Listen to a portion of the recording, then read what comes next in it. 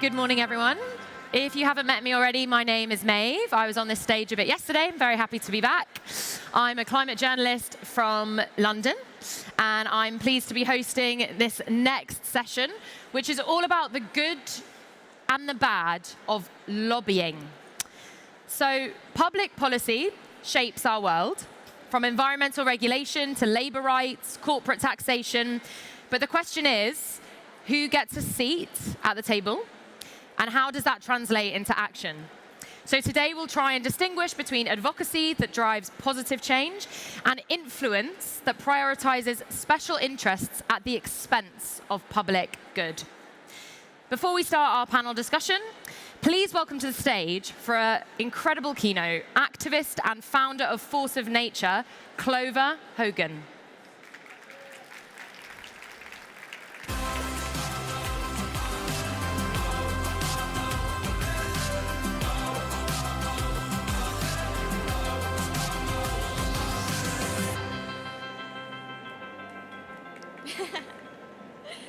Hi, everyone. All right, let's see if we can get this working. All righty. How many of you here have played the board game Monopoly? Okay, good. Pretty much everyone. But for those of you who haven't played, the concept is pretty simple. Players move around a board, buying, trading, and developing properties until the person with the most money wins, or until your friends and family are no longer talking to one another. Now, I want you to imagine that you're playing a game of Monopoly, but in this scenario, there is one player who keeps changing the rules. They don't pay taxes, they hide money under the board, they even skip jail. And they argue that they're doing this, they're changing the rules for everyone's benefit. Because the more money and wealth and power they have, the better off everyone else will be. Now, if this actually happened in a game of Monopoly, I'm pretty sure there would be a revolt, right? People would refuse to keep playing. Because what's the point when the game is rigged? Yet every day, we are playing a rigged game. Because while we have been sold on the idea of meritocracy, that if you work hard, you can climb the ladder and win big, the reality is our economic system concentrates wealth and resources in the hands of a few while distributing the costs, including pollution, ill health, job displacement, to the many. And every day, corporations work hard to change the rules of the game. One of the ways they do this is through corporate lobbying, influencing decision makers and policy. Now, I'm going to run us through a few quick examples. Some of you might remember Dieselgate from 2015, when Volkswagen used special software to cheat emissions tests in cars they had marketed as eco-friendly. Now, this was blatant fraud, but the reason why this deception went on for so long unchecked is because of their aggressive lobbying. They had pushed for laboratory tests, which could be easily manipulated, and lobbied against real-world emissions testing, which meant that standards were not implemented until after the scandal broke. Let's take another example. Purdue Pharma, the producer of opioid prescriptions. From 2004 to 2018, Purdue spent millions of dollars lobbying lawmakers in the US to soften policies that would have restricted the sale of their highly addictive drugs. These actions destroyed communities and have led to hundreds of thousands of overdose deaths that continue to this day. They even shaped laws that made it harder for patients to file lawsuits and seek compensation. All right, let's go for one more. In 2018, it was revealed that Facebook had allowed the personal data of millions of users to be harvested by the political consulting firm Cambridge Analytica. This data was used to target voters in ways that affected political outcomes, including the 2016 presidential election. This was an explicit violation of privacy law. Yet again, it tracked with their lobbying record. influencing data privacy regulations to minimize users' rights to privacy and to maximize their commercial potential for advertisers. I could keep going. Amazon lobbying to evade taxes and receive massive subsidies. Google lobbying to influence antitrust investigations. But these are just the ones that make the headlines. In 2019, the European Green Deal was proposed to make Europe the first net zero continent by 2050. I'm sure you guys can guess the next bit. Automotive giants lobbied against emissions reductions, and fossil fuel companies lobbied against the phase-out of oil and gas subsidies. According to a report from Transparency International, these 7 fossil fuel companies, along with a network of over 50 organizations, held 1,000 meetings or more with European officials, backed by a budget of 64 million euros. Yet, this is pocket change for these corporations. Indeed, for the 2022 calendar year, these same companies awarded their investors payouts exceeding $119 billion US. Whew. Corporate lobbying is nothing new. And for years, it hasn't just infected national politics, but international negotiations like COP. In 1989, the Global Climate Coalition was created, a fossil fuel-backed lobbying group with the explicit purpose of blocking climate action. And they were especially influential in the late 90s, a critical time for climate legislation. Now, if we skip ahead a few decades to COP27 in Egypt, 636 fossil fuel lobbyists infiltrated the conference. The following year, at COP28 in Dubai, this number jumped to 2,456, more than any single country delegation. And both the president of COP28 as well as the president of COP29 the following year in Azerbaijan were exposed for using the conferences to facilitate fossil fuel deals.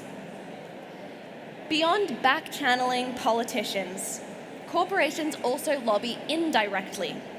They do this through trade associations, think tanks, funding research, media campaigns, and as we've seen at COP, they also shape the narrative to promote phony solutions like clean fossil fuels, clean natural gas, or even carbon capture and storage.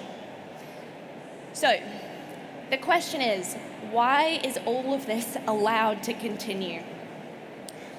For one, in the US, corporate lobbying is considered a form of free speech, where businesses can advocate for their interests.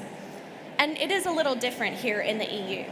It's seen as a legitimate way of ensuring that politicians listen to all stakeholders. Yet lawmakers are far more inclined to listen to powerful industries than they are civil society or NGOs. And that's not always because they're corrupt or even self-interested. Oftentimes, politicians are just as susceptible to the corporate propaganda machine as everyday people. They fall victim to arguments that corporations are essential for jobs creation and the tax revenue they generate, or that overregulation hurts business and, by extension, a country's competitiveness. Although, of course, there are the politicians who are genuinely in the pockets of corporations because they fund their campaigns. Take Trump. Oil interests gave his campaign $75 million US after he pledged to axe environmental regulations. And even in countries where there are much more stringent rules around campaign financing, there is still corruption. Take the most recent example of lobbying scandal in Europe, where it was uncovered that Huawei, the Chinese technology company, had provided bribes, including cash, luxury trips, and expensive gifts to members of the European Parliament in exchange for political support. There is also what's called the revolving door. where politicians leave public office to take high-paying jobs in the private sector, including in industries they once regulated. This can mean that former public servants use their insider knowledge as well as their connections to influence political outcomes for companies. The stats don't lie. In the US, 42% of representatives and 50% of senators go on to work as corporate lobbyists. Here in Europe, over 70% of Google and Meta's lobbyists have formerly worked for a government body. Now, figures like Trump are overt about the deals that they are making, but most corporate lobbying happens in the shadows. And I saw this firsthand a few years ago. I found myself in the boardroom of one of the world's biggest consumer goods companies. Now, I can't name them per se, but I can guarantee that you would find their logo amidst pretty much any beach cleanup around the world.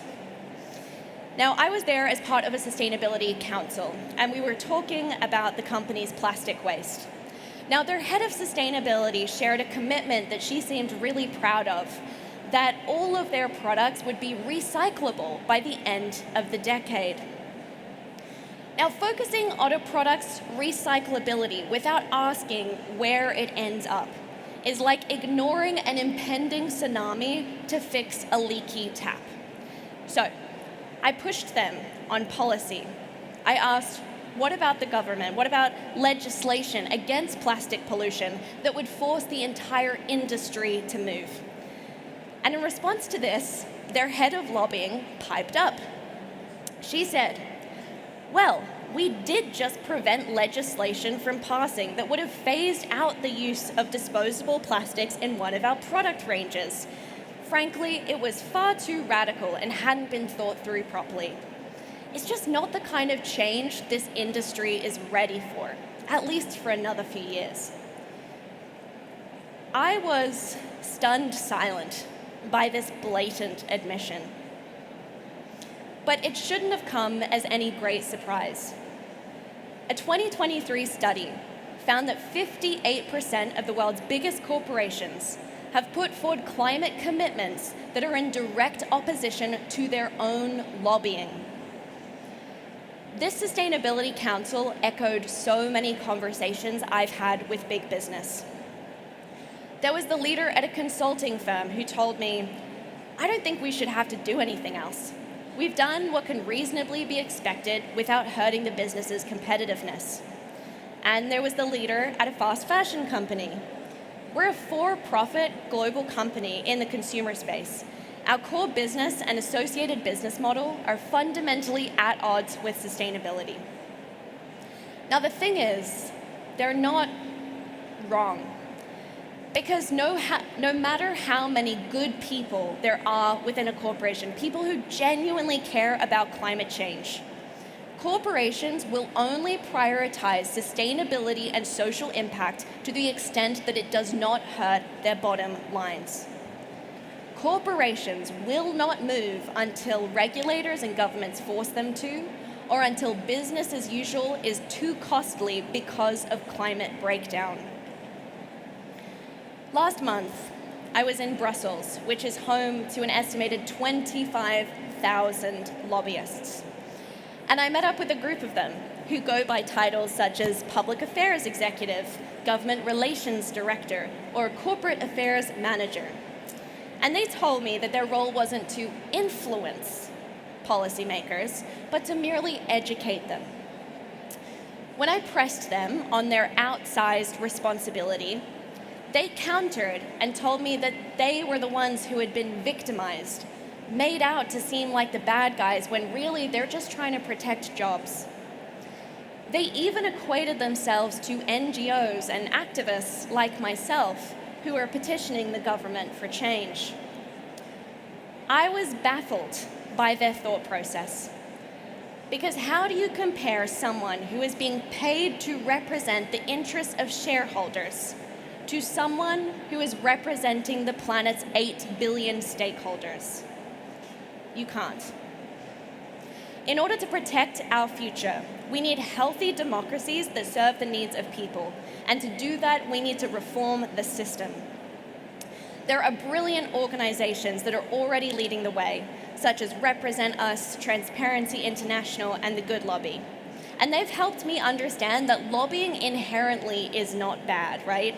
It encourages stakeholders to play a role in the decisions affecting our lives. And not all lobbyists are made equal. In fact, there are companies that have been consistently advocating for Paris-aligned commitments, such as Unilever and IKEA. But the issue is that the current landscape is dominated by actors with vested interests and outsized power. So to create an even playing field, we need transparency and disclosure, comprehensive registers of lobbyists, as well as the public servants who meet with them, detailed records of meetings, expenditure reports, and the policies that are being discussed. This sounds like common sense, right? And all of this information should be made available to the public, to us, to the media, and to watchdog groups. Second, we need to close this revolving door. Every country should implement an extended cooling off period between someone serving in office and then working as a corporate lobbyist. And third, we need to get dark money out of politics and reverse rulings such as Citizens United in the US, which allowed unlimited corporate spending on political campaigns. We also need stronger anti-corruption laws, independent oversights and ethics committees, as well as an effective sanctioning system when there are misconducts. As I'm sure you can tell, there is a lot of work to be done, but what it boils down to is actually pretty simple. We need solutions that put everyday people at the heart of decision making. Alberto Alemano, who is the founder of the Good Lobby, has championed proposals such as the court-appointed lobby, which would represent the interests of citizens and be publicly funded. He's compared the concept to a court-appointed lawyer for someone who can't afford to hire their own. And this isn't dissimilar from the concept of citizens' assemblies, where a group of people are brought together to deliberate upon issues. And assemblies are an amazing way to bridge diversity of opinion, but to also tackle really thorny issues that politicians might not want to touch. A recent example comes from Ireland, where Citizens' Assembly paved the way to the legalization of gay marriage and to abortion rights. On climate, public opinion is on our side. The latest research finds that 80% of people globally want their governments to take action on the climate crisis. We are the majority, and change won't come from those who benefit from the system remaining the same. It will come from those of us who are fed up with playing a rigged game. Now, it's up to us to turn the tables, to lobby on behalf of the many and not just the few. And to do that, we can actually take a leaf out of the corporate lobbyist playbook. When campaigning, it's important to know who your audience is. So if you're lobbying policymakers, what do they care about? What are their voting records? Who are their constituents? You can frame your cause from multiple angles so that you're not boxed into one ideological corner. We need to build coalitions. Just as trade associations are more compelling than disparate corporations vying for attention, we need to build partnerships with NGOs, grassroots groups, professional bodies, academics, and even sympathetic businesses. Because while standing up to corporations is essential, so is finding allies on the inside. In fact, I don't think I would have been able to write this speech today without the help of a friend I made at that Brussels roundtable, a corporate lobbyist on the inside who is willing to share his own experiences and insights.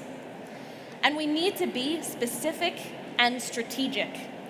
Politicians are far more likely to support realistic, time-bound proposals, so break your demands into incremental wins. If you work back from the bigger picture, what are the steps that we need to get there? I'd like to share one final story with you all. When I was 8 years old, an American fossil fuel company tried to move into my hometown in Australia. They wanted to mine for something called oil shale. And they told us that this project would generate jobs, money, opportunity. But we knew from what they had done to a neighboring community down the coast that they would in fact destroy people's health and destroy the land. Now this mine, it already had the support of our local politicians. But our community decided to launch a counter-campaign. The local tax auditor put her investigative abilities to use to surface the unsavory details of this mine's operation. My sister, fresh out of film school, made a documentary about her findings. A small business owner organized a community rally, inviting speakers, including residents from nearby communities who had been affected by other mines, environmentalists, conservationists, and members of our Indigenous community in Australia. And they even recruited the support of Greenpeace. In another life, my mum and dad used to work in advertising, and so they put their marketing hats back on to create a series of ads that targeted high-level politicians.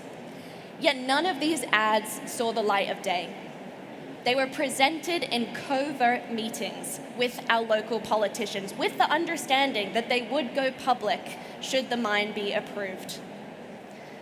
Ours wasn't a community of activists, but simply people knew how to look out for one another.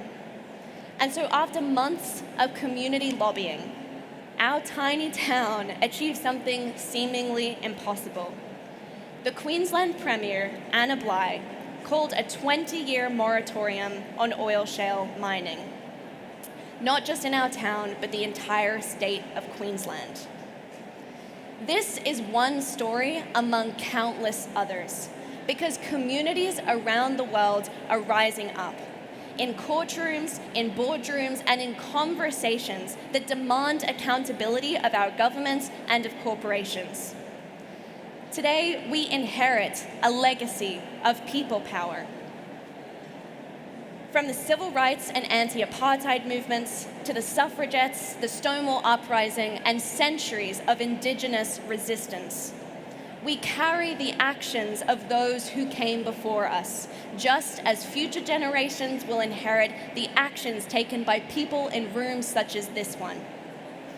To quote David Orr, "Hope is a verb with its sleeves rolled up." When my small town stood up to a billion-dollar corporation, the real victory wasn't just stopping a mine. It was discovering our power. This is our moment. So allow yourself to be radicalized with the knowledge that what we're asking for isn't that radical. The right to clean air, the right to clean water, the right to have a say in decisions affecting our future, and to defend a future, not just for the few, but for the many. Thank you.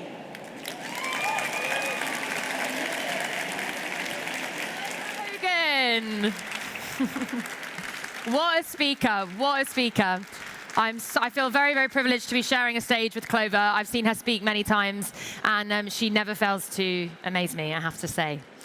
So I'm going to welcome my panel to the stage now. So we're going to have two people joining me. So we're starting with Pascal Canfin. You may know Pascal if you're French. You might not if you're not. Pascal is a French MEP. He's part of the Renew Europe group. In the European Parliament, Pascal served as chair of the Committee on the Environment, Health and Food Safety from 2019 to 2024, and Pascal was instrumental in advancing environmental policies like the European Parliament's declaration of a climate emergency. Before his time in politics, Pascal was the Director General of WWF France. Second, we have Celia Agostini. Celia is the Director of Clean Tech for France, an organization dedicated to accelerating green technologies all over France. Celia's role involves facilitating dialogue between innovators, investors, policymakers to support the growth of clean tech startups and promote adoption of sustainable solutions. Please give them a round of applause.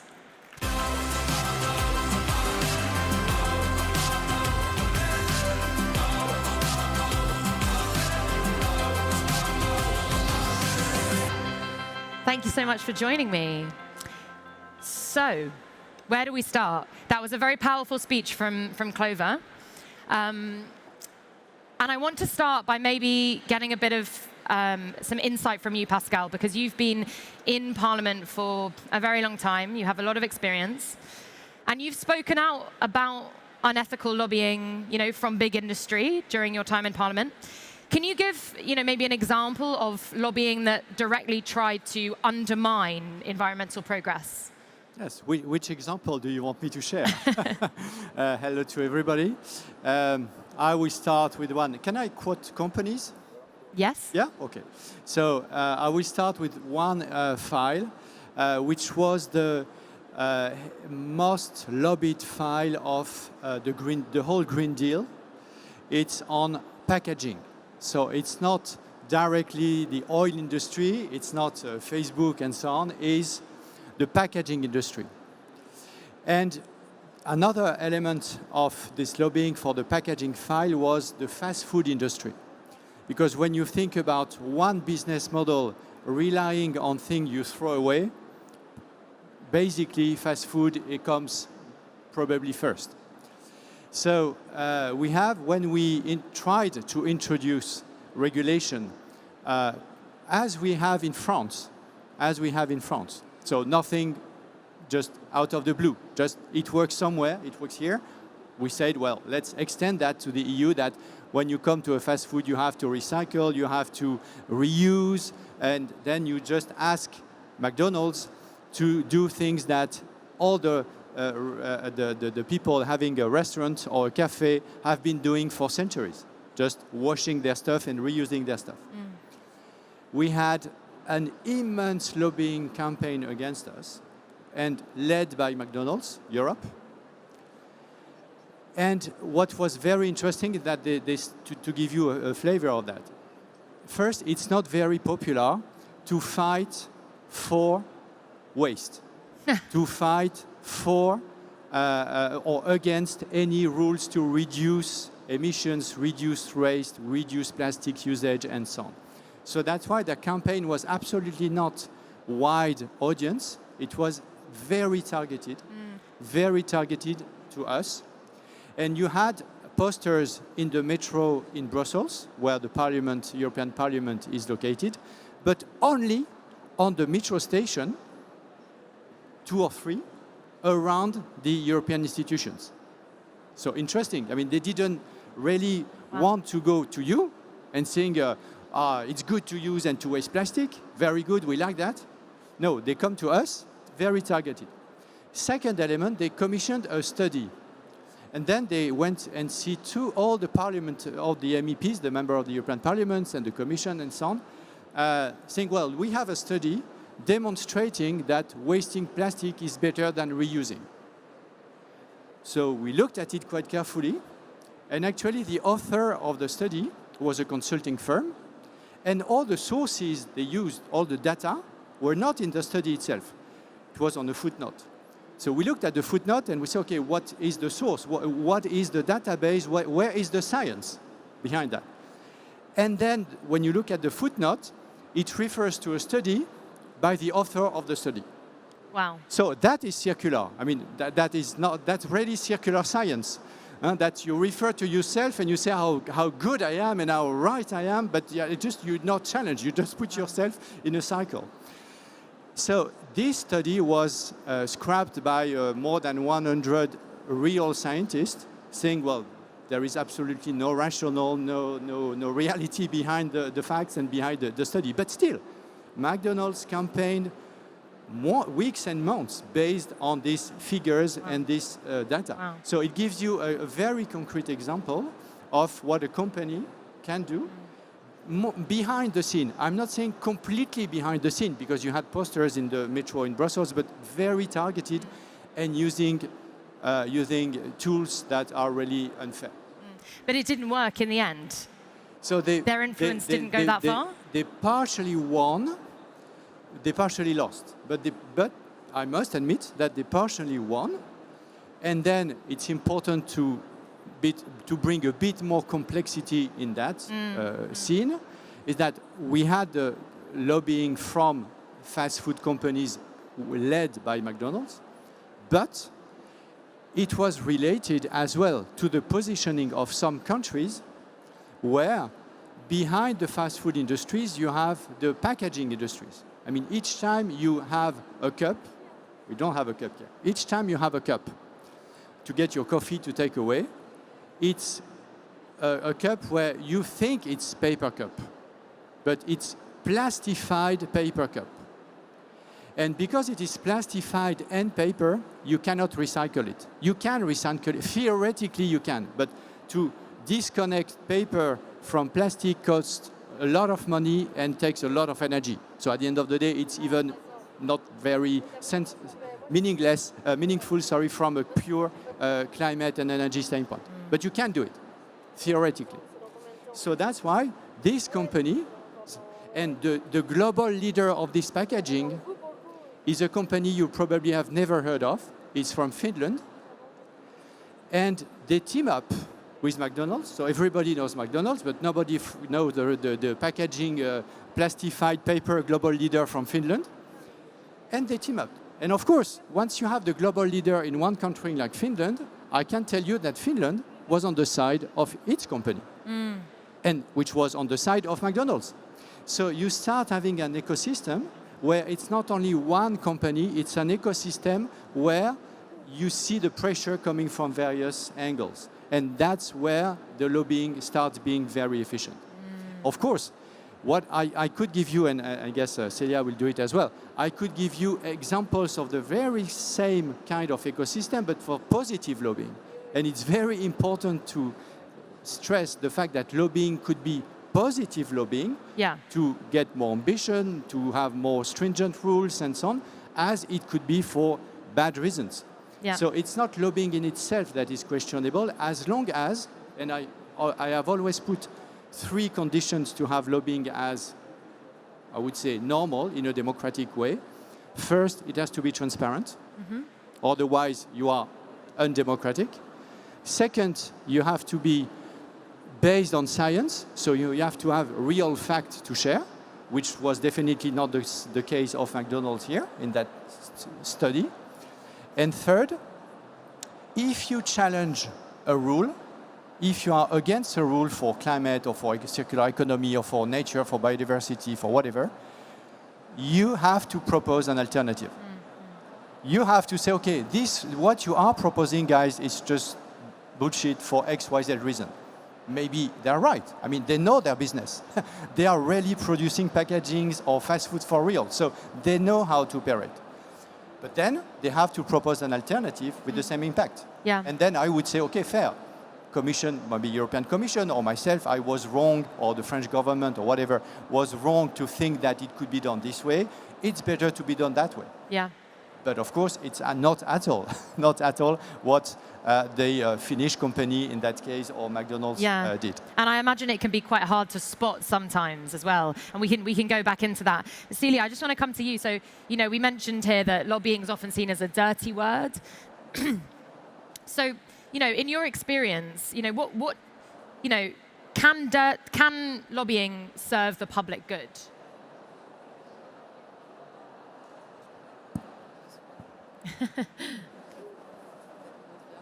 So, hello, thank you, Maeve, and thank you all for being here. Maybe I just have to precise one thing, is that prior to joining Cleantech for France, so today I advocate for green reindustrialization and decarbonization. I represent scale-ups, innovators like Mirova, like Vercor, like Neolith. And prior to doing that, I was political and parliament advisor of a French Minister of Industry and Energy, Agnès Pannier-Runacher. And so sometimes I call myself like a double agent because I had the 2 perspectives, and I met Pascal during that time and that period, and we worked together on the Green Deal. And for positive impact, first I think I have 2 points. First, you have to understand that lobbying, I think, at the end, is making your cause real, is turning it into a real reality, a concrete reality. And the second point is that policymaking is a human process. So first, about the making real your reality, is that whether you're a coalition of members like me, Clean Tech for France, or you're a large company, you're an NGO, or a citizen, the challenge is the same. It's to connect your cause to a policy decision that can have a real and positive impact. Yeah. But that's not all, and you also have to build a broad support of people. And I think lobbying in that way is a kind of democratic participation. But we must remain vigilant because not all voices have the same access to decision makers. And that's why it's very important when you come to the political moment and the human process of the policy. I think there is a key moment is during the legislative process. Because at the end, it's not only about facts, reports. It's also about intuition. It's about constraints you will have to take into account when you will have to take a decision as a policymaker. And during my experience, I think I have a concrete example because I managed three major bills on energy and during the last crisis of energy. And I was, as a political and parliament advisor, I was not the expert on technical energy, and that's completely fine because it wasn't my role. My role was to be open-minded, it was to be curious, and bringing in a human touch during this process. And that's how we realized that even if everyone agreed on producing more green energy, we have to involve local decision policymakers, like mayors. And so we spent hours and hours to talk with them because we were facing during that time, and even now, strong local opposition against projects of green energies. And so we had to gather everybody around the table. And at the end, we managed to do it, and it paid off because we managed to get the bill on accelerating renewable energies passed almost unanimously at the Senate. So it was completely a big one. Yeah. So this is an example of a positive impact in lobbying. Yeah. But I have obviously also another one, but a bad one at that time. It was during a law when the law aimed to push companies to give more responsibility to women in their organization. And so I remember that we had a lot of pressure from companies because they use sometimes questionable arguments. But at the end, I think the problem was they were against the principle of the law. It was just give more responsibilities to women. But at the end, we fight for it, and we managed to have a bill passed. But it was a real fight and another bad example. It's really hopeful to hear these two stories because it does show that lobbying doesn't have to be a dirty word, and especially the first example, bringing in the mayors, bringing in the community, bringing in the regional influence. And obviously, as Clover said, activism, collective grassroots activism is another form of lobbying in some way. We're all lobbying for change. I mean, Pascal, for example, in Celia's example, clean tech startups don't have the resources that oil companies do. So what do you think it's like trying to lobby as a smaller actor? Oh. Same. That's a very important element of what I've been trying to do, not only myself, but with some colleagues in the parliament, is to make sure that we have a fair access to decision makers. If you are a small or medium-sized company, if you are startups, if you are just a clean tech with a real disruptive innovation coming on the market, and you have what we call a legacy company or an incumbent company, so a company with dozens of thousands of people, having the financial capacity to hire people in Brussels, if I take my case, or in Paris, of course, for the French National Assembly or the government, but if in my case in Brussels. And just to give you an example, Google has more than 200 people working alone on lobbying in Brussels. What are they lobbying? Sorry? What are they lobbying? What are they lobbying? They are lobbying against the AI Act. They are lobbying against the Digital Services Act. They are lobbying against any rules we want to do as Europeans, just to implement a real basic principle, which is the rules in place in real life should be in place in the digital world. Yeah. And it happens that, unfortunately, and that's not the point for this discussion, all the tech giants are not European. They are either US or Chinese. Maybe a few here and there are not US and Chinese, but all of them are there. So that's why there were so many lobbying activities from Google, for instance, against or Meta or Amazon or TikTok or Temu or Shine, against one key element, which is the responsibility of the platform. Just for you to know, when you buy something on Amazon Marketplace or on Temu, they are not responsible of what they sell to you. If it means that as a consumer, if something wrong happens, you just have nothing to go to and say, well, guys, this product is dangerous for me. And it happens, sorry, I'm a bit out of the clean tech thing, but it's very important for you to know also as parents. Yeah. We made a test on Temu, so the Chinese platform everybody knows, on toys. Toys for kids. It happens that more than 95% of toys sold on Temu do not comply with the safety regulation for kids. I mean, if it would have been 5 or 10%, you could say, okay, it happens. But 95% means that it is systemic. We do not have the legal tool to say to Temu, just we close. I mean, if we go to a restaurant down the street, if there is a control to that restaurant saying, well, the management of the heating or the management or the cooling system is bad, does not comply with the safety regulation, then you close the restaurant. Wow. We have the power to do so, and rightly so. Why? Because it's a platform from China or from the US. We shouldn't have the exact same reaction. Yeah. Once we know that 95% of the toys are illegal. Yeah. And not illegal because blah, blah, illegal because they have chemical products dangerous for kids. It's not a small thing. Yeah. So I would like to apply the same rule to Temu or to Amazon than to the restaurant down the corner. That's exactly the kind of thing against they lobby, but as hell.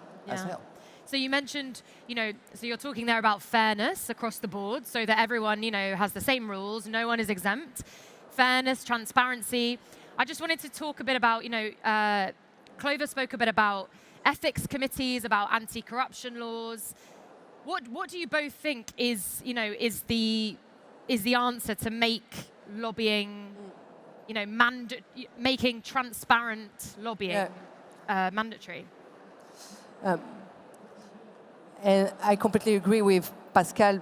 I think that, for example, in France today, for transparency, lobbyists must declare who they meet. And we have other example we have a high authority which called HATVP. And for the HATVP, public officials are monitored for 3 years when they move to the private sector, so including me today. But at the end, I think that I don't criticize that, but I do wonder, does focusing only on sanctions really rebuild trust? And I believe today what matters most is restoring public confidence in how decisions are made. So that's why personally I think it's far more useful when you have a member of parliament like Pascal says that, okay, on that amendment, I worked with this company or this NGO. It's transparency. And I think it's far more useful than when we ask ministers to declare how many bank accounts they have when they take their responsibilities. So for me, it's really how we build this trust again in the process of a decision making. And that's the good transparency for me. Yeah. It's not something when I arrived to my old functions, I had to declare how many bank accounts, the bank accounts of my boyfriend, etc. And I think it's not useful. It's not what matters. It will not prevent public decision maker to do something right or wrong. Absolutely. And at the end, it's how you say to people, okay, we worked these measures with that kind of company and that NGO. It's about trust. Yeah.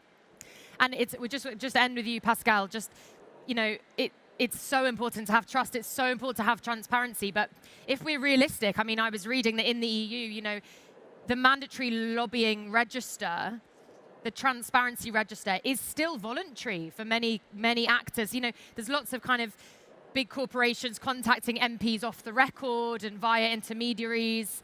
You know, how do you think that we tackle that? Because that's the crux of the issue, isn't it? So, you know, in real life, so it's okay? Can you hear me? Yeah. Okay. Yeah, it's better now. So we have a transparency register. When we have now more than, if I'm not mistaken, more than 10,000 people registered.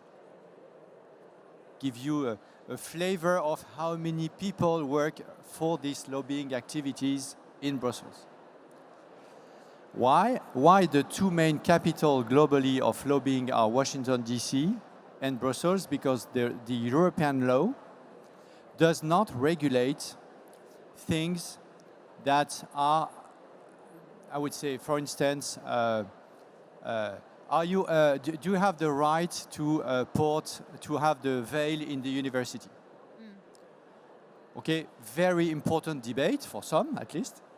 But it's not a lobbying issue. I mean, there is no lobby to lobby for the veil or lobby to lobby against the veil. There are values, there are vision of our societies competing. There is no need to have lobbying activities. What we regulate at the European level, and that's why there are so many lobbyists, it's economic activities. Yeah. Finance, trade, packaging, food tech giants, agriculture, and so on. So every time where there is an economic interest at stake. Yeah. Energy, and so on and so on. Yeah. So that's it's all about the money. That's where it's about money, but it's about market access. Yeah. When we take a decision to say, well, we restrict the market access to one technology, I don't know, one chemical pesticide, because we consider that it is too dangerous, then of course, if you are the producer of that chemical product, you are going to do anything you can to avoid that situation. So that's why there are so many lobbyists in Brussels, because we regulate economic activity. Yeah. Maybe just a word which is, to my view, very important, is that if you step back, I'm a lawmaker. How come I could be smart without having any exchanges, any discussions with economic operators? Because if I want to regulate the energy sector, I need to have discussions with energy companies. I mean, otherwise I just invent something from my own office, which of course is rarely the right approach. So I need to discuss with them. Yeah. So that's why the core element of our democratic system implies that there is discussion. It's a reciprocal relationship. Exactly. So that's why the fact that lobbying does exist does not shock me. Yeah. Because otherwise, if it does not exist, it means that I have no access to the corporate and that I don't know why I take X, Y, Z rule. So it's important that we are not caricatural here. Yeah. There are bad practices, and I started with the very bad practices. They are not all bad, and it's needed. So that's why what is important is to put some key principles and to make sure that they are already complied with. first principle is transparency, as you said. Second one is equality or equity in terms of treatment, so that we do not just listen to one side without listening to the other side. So if you have one company, you can listen to another one, or an NGO. If you have a meeting with the big one, it's good to have a meeting with the small one, and so on and so on and so on. So that at the end of the day, you have a diverse view of the stakes. Yeah. Well, And then you decide. And then you decide, you are more informed, you are smarter, and then you decide depending also on your political line. Yeah. But then it's, to my view, that's democracy, and that's a good, well-functioning democracy. Yeah. Well, it's really, I think we're probably, I'm relieved to know that you're an MEP and you're really concerned about this transparency and trust, because it's quite a relief for us in Europe, even though I'm in the UK, Brexit. But it's a relief to know that you're in Parliament. It's a relief to know that you're standing up for good, positive lobbying and for clean tech. Please give them a round of applause. Thank you very much. Thank you. Thank you. So, thank you very much. I'm just going to introduce now the last section of this session, which is going to be a fireside chat with Maren Costa. So you're definitely going to want to stay for this one. Maren is a prominent American advocate for climate justice, workers' rights, and corporate responsibility. She's best known for co-founding Amazon's Employees for Climate Justice group, and she was illegally fired by Amazon for so-called policy violations tied to her activism. In 2019, Amazon's Employees for Climate Justice group inspired 3,000 employees to walk out of work internationally. So we're going to talk about that today. More recently, Maren was the star of a Netflix documentary, which you might have seen, called Buy Now, The Shopping Conspiracy, where we see her on a fearless mission to challenge consumerism and to fight for corporate responsibility. So please welcome Maren to the stage.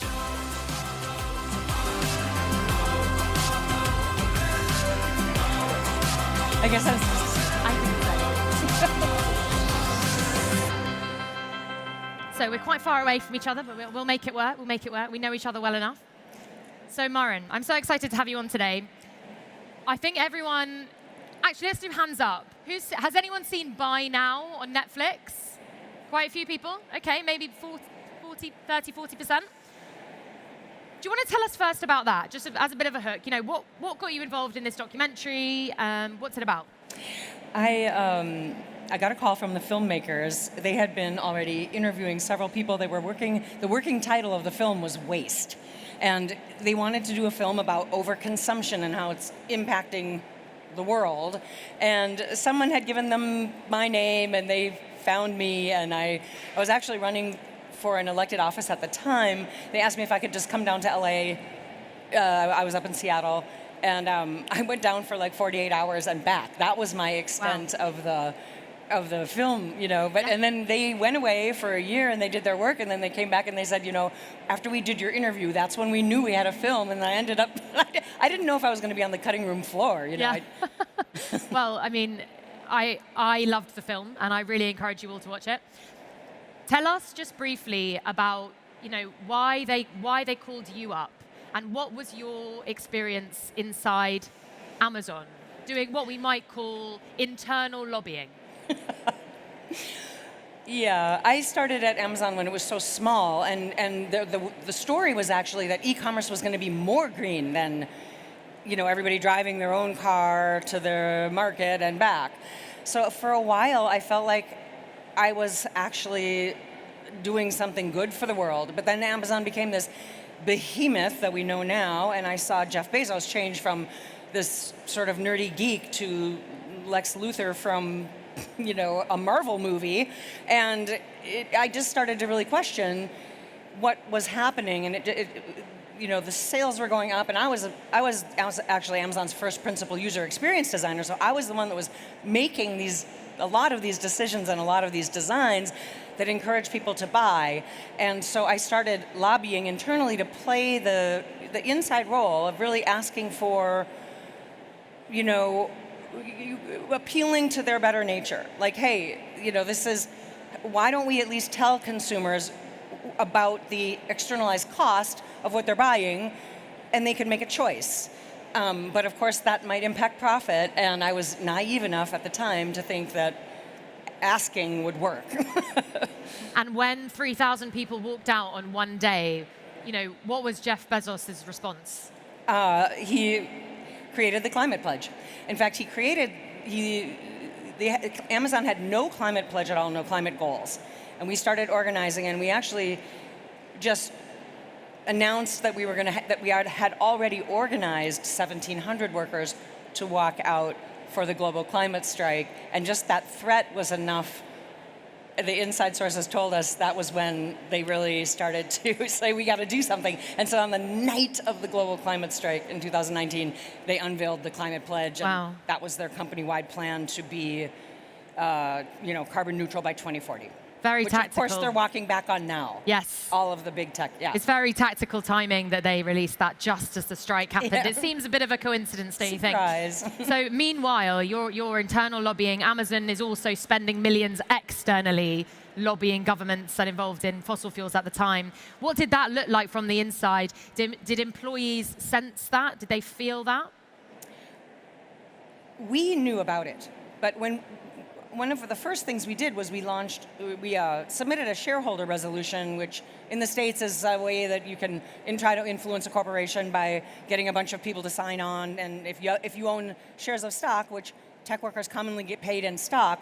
So we had launched this shareholder resolution, and the top person in sustainability called us into a meeting to ask us to withdraw the shareholder presentation. And So that's the head of sustainability. Head of sustainability at Amazon. Told you to withdraw. Asked us to withdraw it, and of course we said no. But we also brought with us an article by Brian Merchant that had just been written about Amazon's deals with oil and gas, and that were very, not loudly talked about, but big oil has long needed big tech for the AI to increase oil production. So we brought this article that Brian Merchant was really sort of putting out. He's a really great writer, and he put out it in a more of a loud way than I think most people had been paying attention. And she was not aware of it. She was not aware that she seemed very taken off guard, and then got sort of defensive because I think she was just so. She was like, no, we don't do that. And then was like, well, here's this article right here. So the person who's supposed to be in charge of sustainability at Amazon didn't know that Amazon was involved in any sort of lobbying for fossil fuels. Yes. And That's quite they've moved the sustainability, the corporate sustainability group into basically the PR department, which tells you a lot about it. Yeah. I think that's more and more common nowadays. I hear from a lot of companies who are, that's why greenwashing is such a thing, right? Because marketing and PR it tends to be the only sustainability arm of the business. It doesn't go deeper, it doesn't go operationally. Right. And that's what you experienced. Right.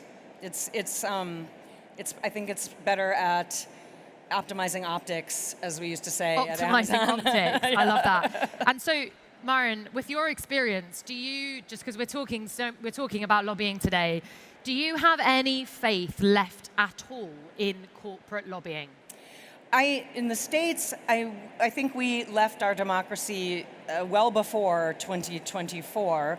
I think lobbying at this point is a tool for the oligarchy, the tech bro oligarchy, if you want, especially, and big oil. Now big tech needs big oil to build out AI at the level that they want to, doubling data centers over the next couple of years.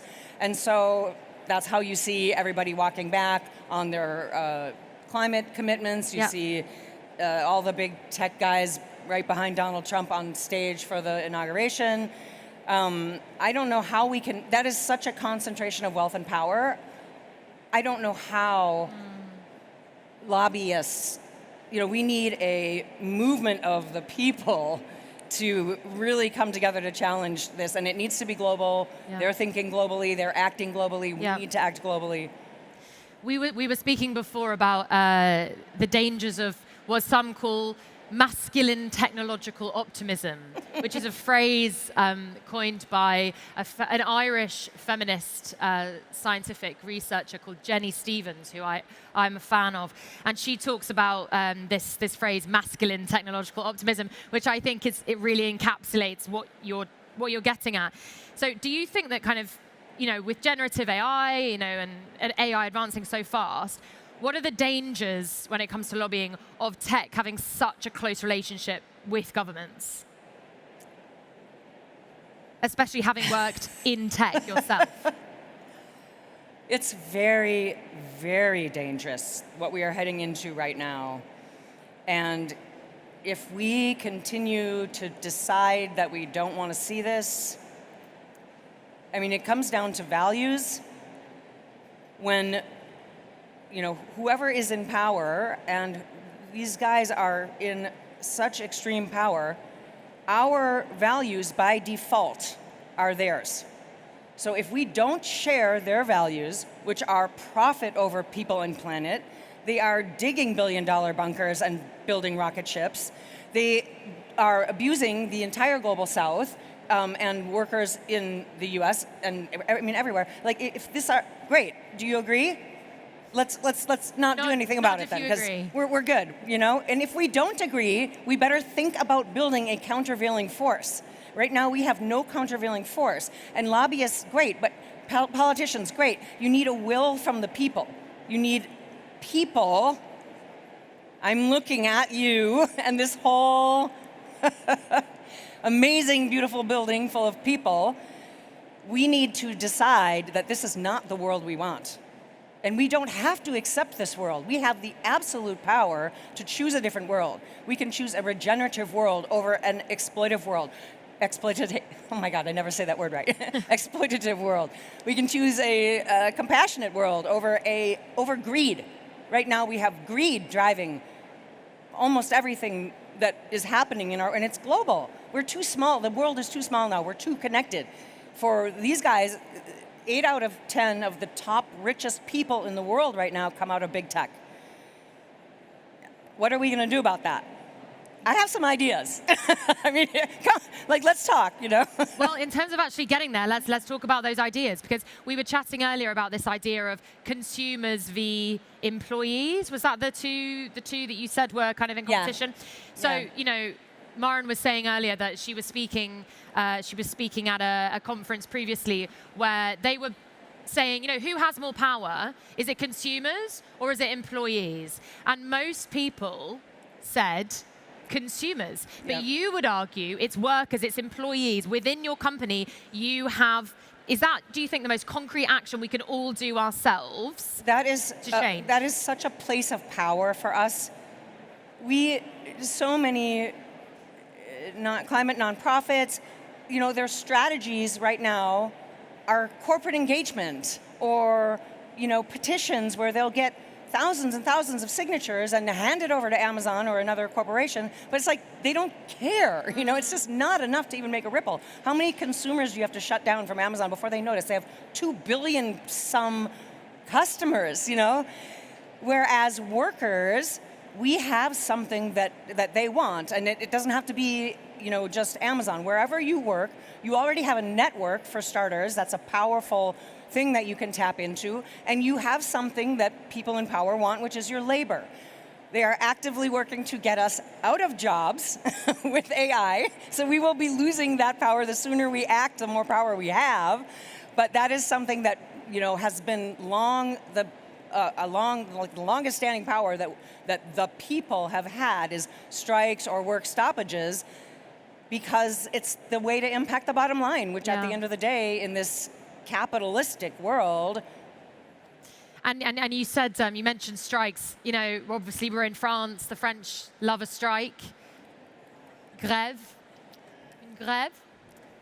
So I hope I got the right gender. Is it une grève? Yeah, une grève. Thanks. So, we love a strike in France. You've said, something that you've said before is something that you think that we need is a collective action army to tackle these systemic issues. What do you mean by that? Well, and I usually say nonviolent collective action. That's and I know army isn't the best word. But I think people power is our strongest lever, whether it's people pushing governments or people pushing policy or people pushing the small town, Clover's small town that stood up against the, this is the power that we have. It's the only power. I would love it. If somebody has another idea, please tell me. But this is the only thing I can think of that can tackle this amount, this concentration of power and this very reckless race towards collapse. And are you skeptical? Because, on the panel that we just had, we did have, some examples of some positive lobbying, some clean tech startups, obviously they have less resources than big oil. Are you positive about those, or do you just think there's no hope for lobbying when it comes to corporations? We have to do everything we can. I don't want to disparage. We have to come from every level, every angle, everywhere we can. But that starts with building community and building connections and building power. So no matter where you are, no matter what you do, start where you are, building power, talk about it, find common ground. Let's talk about how our values are differing from what we see in power right now, and talk about how we'd like it to be different.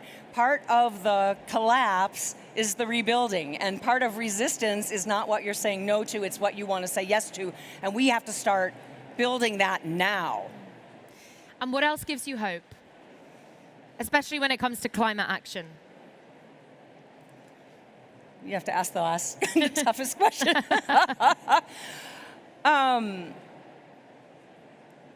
I just want to see more of us opening our eyes and waking up to the fact that this is a different time. This is an unprecedented time.